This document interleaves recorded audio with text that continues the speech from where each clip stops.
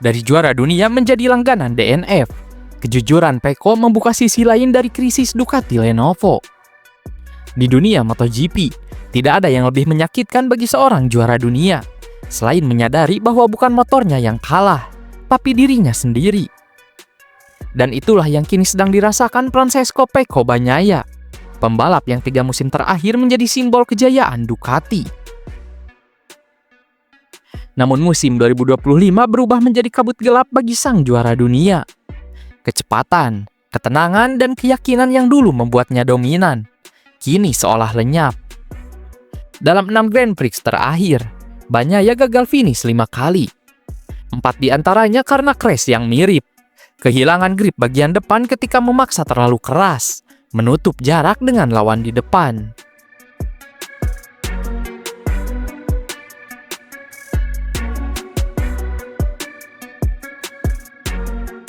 Balapan di Portimao menjadi gambaran sempurna dari musim suram Pecco Bagnaia.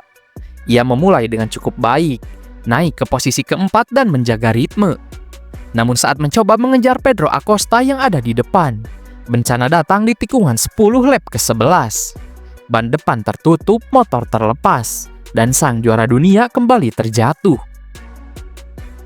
Saya masuk tikungan sedikit lebih cepat dari biasanya. Saya mencoba mengerem, bagian depan tertutup, saya sedang menekan keras dan hal seperti ini biasa terjadi. Meski lagi-lagi gagal finish, Pecco memilih untuk melihat sisi positif. Saya tidak cukup cepat untuk bertarung di podium, tapi finish keempat mungkin bisa. Saya sedang memperlebar jarak dari Quartararo dan berusaha keras untuk maju. Sayangnya, saya kehilangan bagian depan seperti di Phillip Island. Baginya, jatuh saat berjuang lebih baik daripada jatuh saat tersesat di belakang. Jujur, saya tidak sedang berebut podium, tapi lebih baik seperti ini daripada di Phillip Island atau Indonesia. Saya tahu kecepatannya belum cukup, tapi kami harus tetap tenang dan terus bekerja. Namun insiden itu jelas mahal.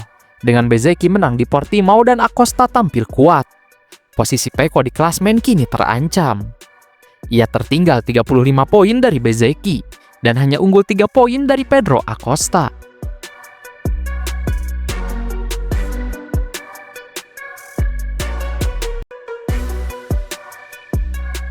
Untuk pertama kalinya, Pecco mengakui sesuatu yang tidak bisa keluar dari mulut juara dunia. Bezzecchi lebih pantas mendapat posisi ketiga di kejuaraan daripada saya. Saya terjatuh karena memaksakan diri. Saya tidak ingin lagi finish di urutan terakhir.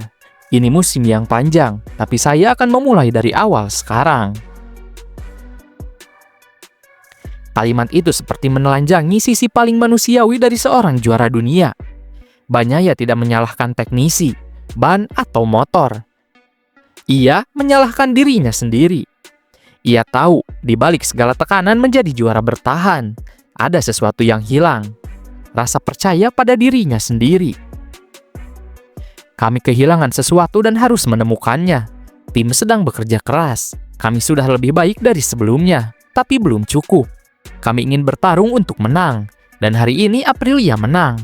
Kami harus tetap fokus pada tujuan utama.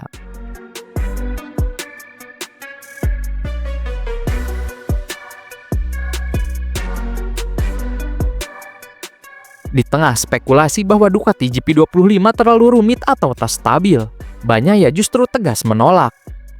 Tidak, motor terbaik tetap Ducati dalam semua aspek, keandalan, kemampuan berkendara, aerodinamika.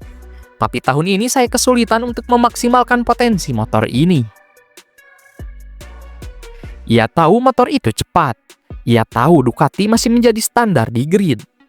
Tapi entah mengapa, tahun ini ia kehilangan cara untuk menyatukan dirinya dengan mesin itu. Masalahnya bukan di garasi, melainkan di dalam dirinya sendiri. Saya tahu apa yang bisa saya lakukan dan apa yang bisa tim lakukan. Kami kehilangan sesuatu yang penting, tapi saya percaya kami akan menemukannya. Bahkan ketika ditanya apakah Marc Marquez sedang menutupi kekurangan motor dengan gaya agresifnya, Pecco menjawab dengan tenang. Saya tidak memikirkan itu. Saya fokus pada apa yang saya alami sendiri. 2 GP terakhir kami sudah bekerja lebih baik, dan kami harus membangun dari situ.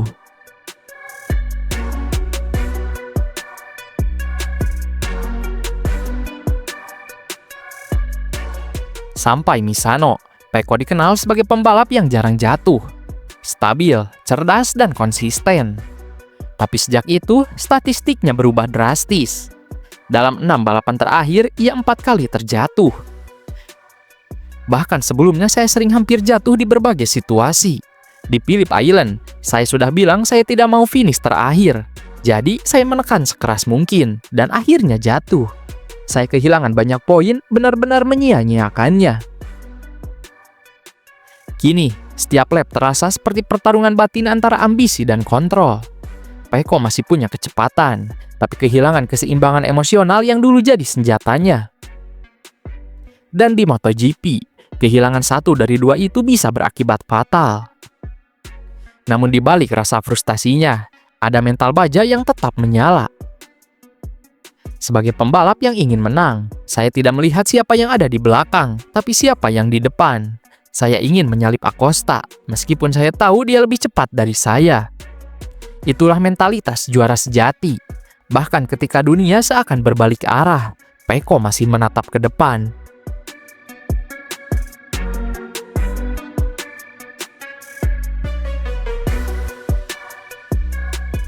Ketika ditanya apakah musim ini terasa panjang, Bagnaia hanya tersenyum getir. Kalau kamu menang, musim terasa cepat. Tapi kalau kamu kesulitan seperti saya, terasa sangat panjang. Tapi semua pembalap juga begitu. Semakin banyak balapan, semakin baik. Tapi kalau kamu dalam masalah, rasanya sangat lama.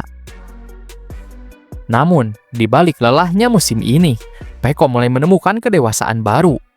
Ia tahu kadang langkah mundur adalah bagian dari jalan untuk bangkit. Saya ingin musim baru segera dimulai, mungkin dengan cara kerja yang sedikit berbeda, seperti 2 balapan terakhir. Tentang tes pasca GP Valencia, ia menutup dengan nada realistis. Kita lihat saja nanti. Saya pikir perubahan besar baru akan datang di tes Februari di Malaysia. Tapi saya berharap bisa menemukan feeling yang lebih baik.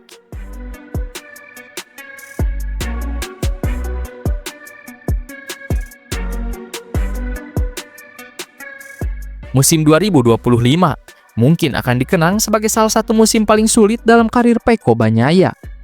Namun justru disinilah karakter sejatinya diuji. Ia tidak bersembunyi di balik alasan, tidak menyalahkan siapapun, dan tetap berdiri menghadapi kegagalannya. Ducati tetap motor terbaik, saya hanya belum bisa memanfaatkannya. Dan mungkin disitulah awal dari kebangkitannya dimulai. Karena pembalap sejati bukan hanya diukur dari berapa banyak mereka menang, tapi seberapa kuat mereka bangkit setelah jatuh berkali-kali. Pecco Bagnaia masih di sini, hancur tapi belum kalah, terluka tapi belum menyerah. Musim ini mungkin membuatnya runtuh, tapi musim berikutnya bisa menjadi kebangkitannya. Karena ketika Pecco akhirnya menemukan dirinya kembali, dunia MotoGP akan melihat versi terbaik darinya. Lebih kuat, lebih dewasa, dan lebih berbahaya dari sebelumnya.